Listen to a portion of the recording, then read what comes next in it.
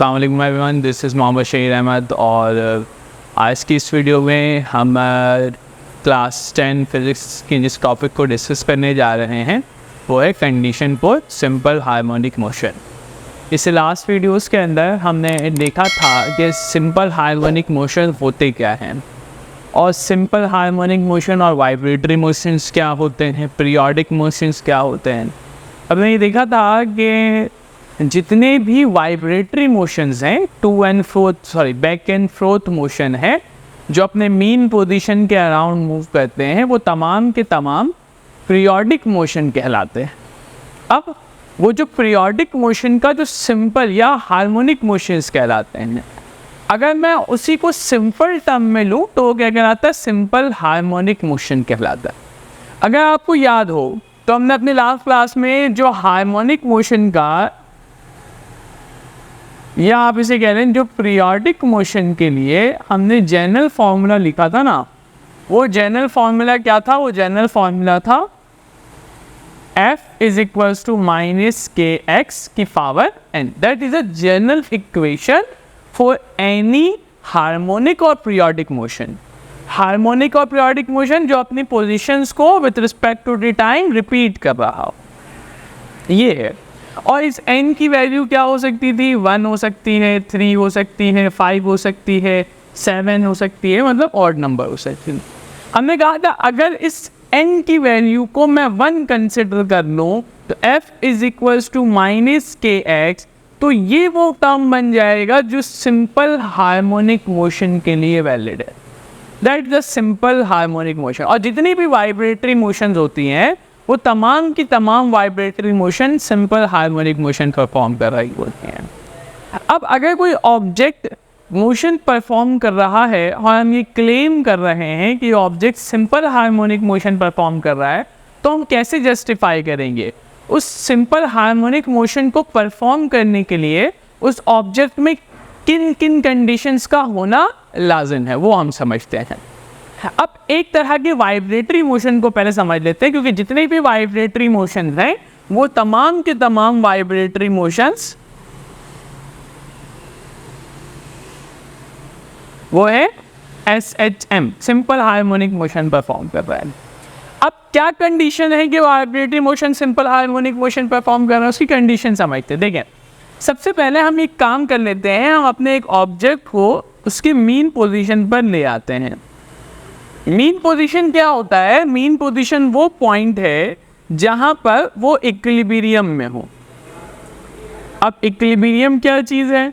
तो इक्विलिब्रियम में हमने देखा था जिस ऑब्जेक्ट पर लगने वाला नेट फोर्स 0 है।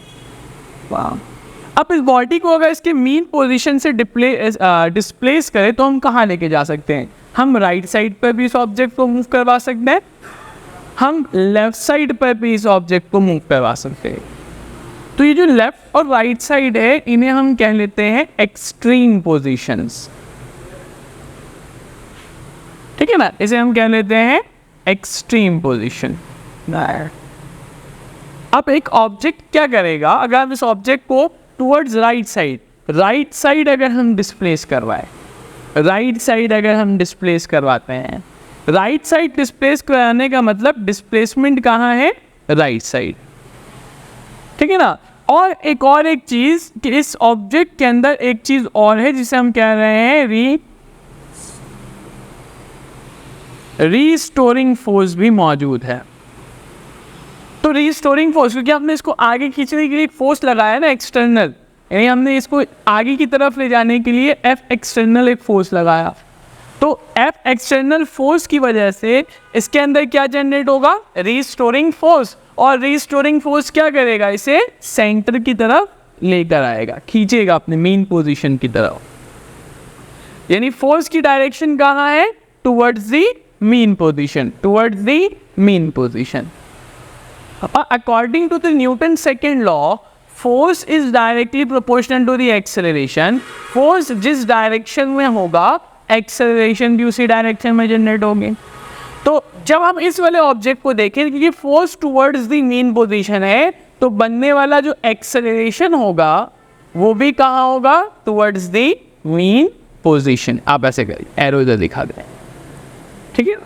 एक्सेलरेशन कहाँ होगा? Towards the mean position. अब देखिए ये ऑब्जेक्ट मूव करते हुए आया, इसकी वेलोसिटी इंक्रीज होती गई, इंक्रीज होती गई, इंक्रीज होती गई, अपने मीन पोजीशन पर जैसे पहुंचेगा ना, ये अपनी वेलोसिटी के मैक्सिमम पॉइंट पर पहुंच जाएगा। तो यहाँ पर इनर्शिया इस बॉडी का इतना नहीं होगा कि इस मोशन को रेजिस्ट कर सके। वो क्या होगा? अपने मेन पोजीशन से लेफ्ट साइड यानी इस डायरेक्शन में क्या कर लेगा? डिस्प्लेसमेंट कर लेगा।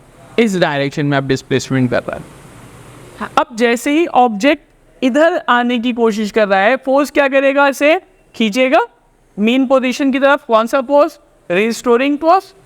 और जिस डायरेक्शन में फोर्स है उस डायरेक्शन में क्या होगा? एक्सेलरेशन। तो हमें एक बात तो समझ में आ गई, अगर कोई वाइब्रेटरी मोशन कर रहा है, कोई एसएचएम परफॉर्म कर रहा है, तो एसएचएम के लिए कंडीशन ये है कि उसका जो एक्सेलरेशन होगा वो हमेशा कहाँ होगा? Towards the mean position.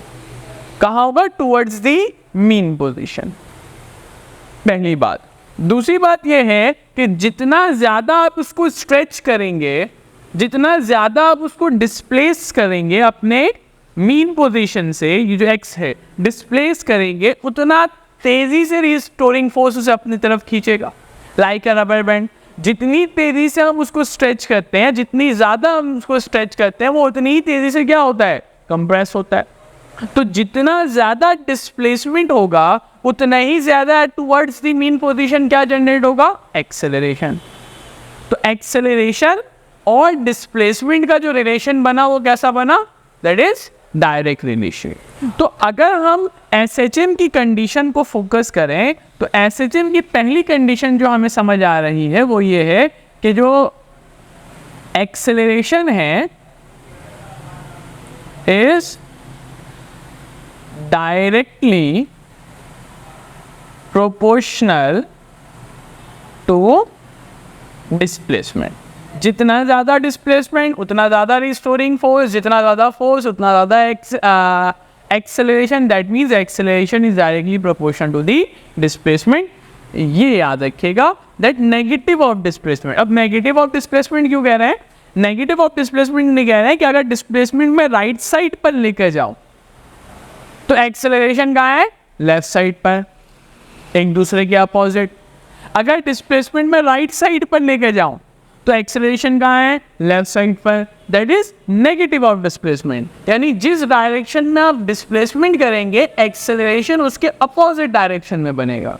Displacement right side पर, एक्सेलरेशन देखें लेफ्ट साइड पर। डिस्प्लेसमेंट लेफ्ट साइड पर, एक्सेलरेशन देखें राइट साइड। दूसरी जो कंडीशन है किसी भी सिंपल हार्मोनिक मोशन के लिए वो ये है कि जो बनने वाला एक्सेलरेशन होगा उसकी direction always directed towards mean position. हमेशा उसकी डायरेक्शन कहाँ होगी? Towards the mean position. देखिए टूवर्ड्स द मीन पोजीशन। और तीसरी कंडीशन जो है कि आपका सिस्टम क्या होना चाहिए? फ्रिक्शनल लेस होना चाहिए।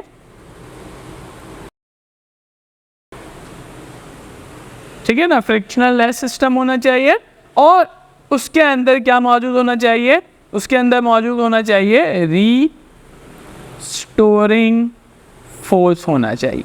They are the three conditions. ये वो तीन कंडीशंस हैं कि अगर ये तीन कंडीशन किसी भी ऑब्जेक्ट में है और ऑब्जेक्ट वाइब्रेटरी मोशन परफॉर्म कर रहा है तो हम कहेंगे ऑब्जेक्ट क्या परफॉर्म कर रहा है? सिंपल हार्मोनिक मोशन परफॉर्म कर रहा है।